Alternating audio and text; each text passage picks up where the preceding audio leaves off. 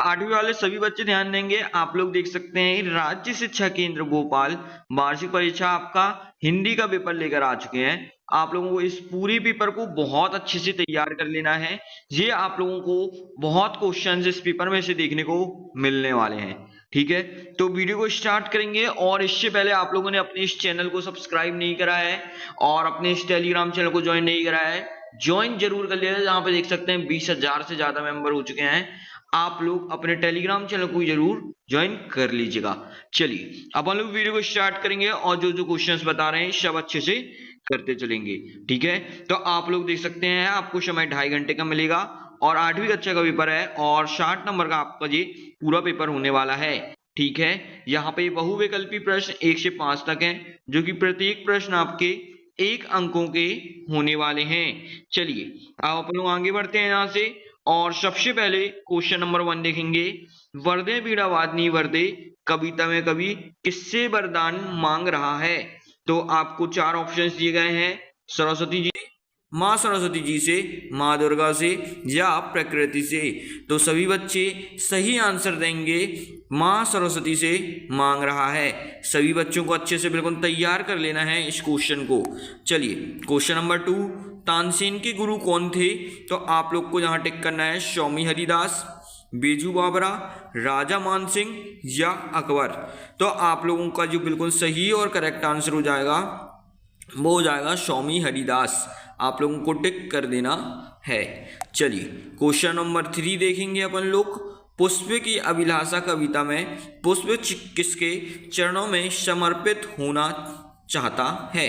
तो आपको यहाँ पर इसका जो बिल्कुल सही और करेक्ट आंसर है वो लिखना है देवताओं के, सम्राटों के, मातृभूमि के वीरों के सपूतों पे या प्रेमिका में। तो आपका इसका जो आंसर हो जाएगा वो हो जाएगा मातृभूमि के वीर सपूतों के।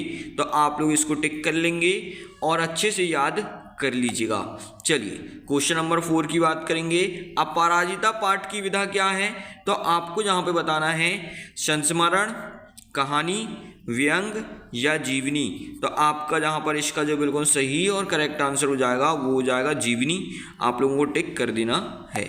चलिए क्वेश्चन नंबर 5 की बात करते हैं। हिमालय शब्द में कौन सी संधि है?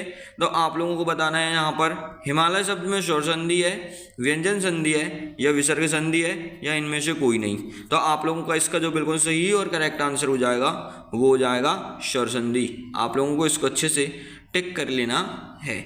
चलिए अब आप लोग आगे बढ़ेंगे यहाँ से और यहाँ पे आप लोग देख सकते हैं आपके 5 नंबर के पूरे ऑब्जेक्टिव हमने यहाँ पे अच्छे से कंप्लीट करा दिए हैं। हर एक क्वेश्चन को बिल्कुल आप लोग अच्छे से तैयार कर लीजिएगा। आज आप लोगों को जो पेपर है ऐसे ही क्वेश्चन बिल्कुल देखने को मिलने वाले हैं। ठीक है, यहाँ पर रिक्त स्थान की पूर्ति दी गई है आप लोगों की, जो कि आप लोगों की प्रत्येक प्रश्न 1 नंबर का होने वाला है। ठीक है, तो बिल्कुल अच्छे से एक एक क्वेश्चन को देखिएगा।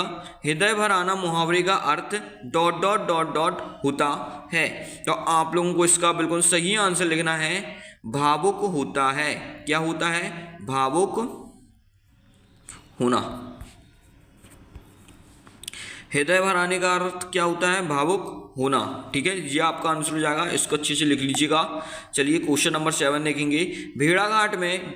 नदी का जल प्रताप गिरता है। तो आपको यहाँ पर लिखना है नर्मदा। तो आप लोग क्या लिखेंगे? नर्मदा का जल प्रताप गिरता है। ठीक है, चलिए अपन आगे बढ़ते हैं। अनुशासन शब्दों में ... उपसर्ग जुड़ा है। अनुशासन शब्द में कौन सा उपसर्ग जुड़ा है? अनु। उपसर्ग जो होते हैं वो शब्द के आगे लगते हैं, इसलिए अनु आपका बिल्कुल सही आंसर हो जाएगा। ठीक है, चलिए क्वेश्चन नंबर 9 देखेंगे। बिरसा मुंडा ने ... समाज को जगाने का कार्य किया।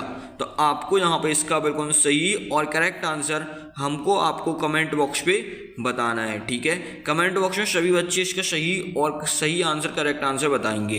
ठीक है, चलिए क्वेश्चन नंबर 10 की बात करते हैं। समास शब्द में एक प्रत्यय जोड़कर एक नया शब्द आप लोगों को बनाना है।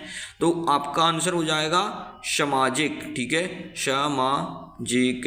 ठीक है, सामाजिक आपका बिल्कुल सही और करेक्ट आंसर हो जाएगा। इसको आप लोगों को कर लेना है। ठीक है, तो ये आप लोगों का बिल्कुल सही और करेक्ट आंसर होगा। आप लोग इसको अच्छे से कर लीजिएगा।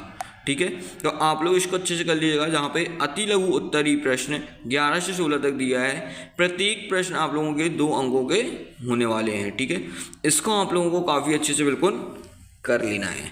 चलिए अपन लोग आगे बढ़ेंगे यहाँ से। क्वेश्चन नंबर यहाँ पर 11th वाला देखेंगे, माँ सरस्वती को वीणा वादनी क्यों कहा जाता है। तो आप लोगों को बताना है माँ सरस्वती को वीणा वादनी क्यों कहा जाता है।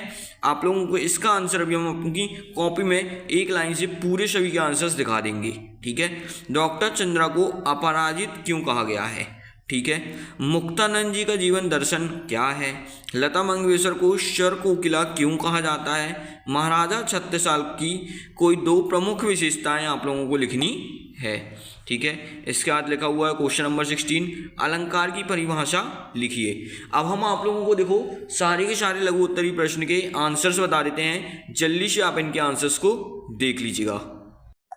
तो यहाँ पर देख सकते हैं क्वेश्चन नंबर 11 का आंसर ये लिखा हुआ है आप लोगों का। इसको आप लोगों को अच्छे देखना है। माँ सरस्वती के हाथों में बीड़ा होती है और वे मधुर गीत का सृजन करती हैं, इसलिए उन्हें बीड़ा वादनी कहा जाता है, ठीक है। इस प्रकार से आंसर लिख लेना है।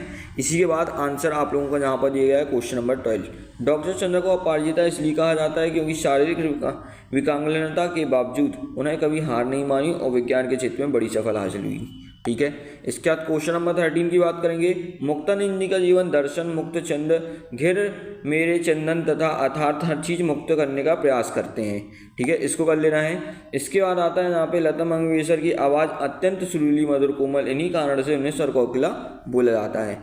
क्वेश्चन नंबर 15 आपका ये आता है, इसको आप लोग अच्छे से देख लीजिए। 2 विशेषताएं बतानी है तो आप लोग इसको अच्छे से कर लेंगे, ठीक है। तो इसी के साथ आपके सारे क्वेश्चंस यहाँ पे कंप्लीट हो गए हैं। आप लोग इसको अच्छे से देख लीजिए।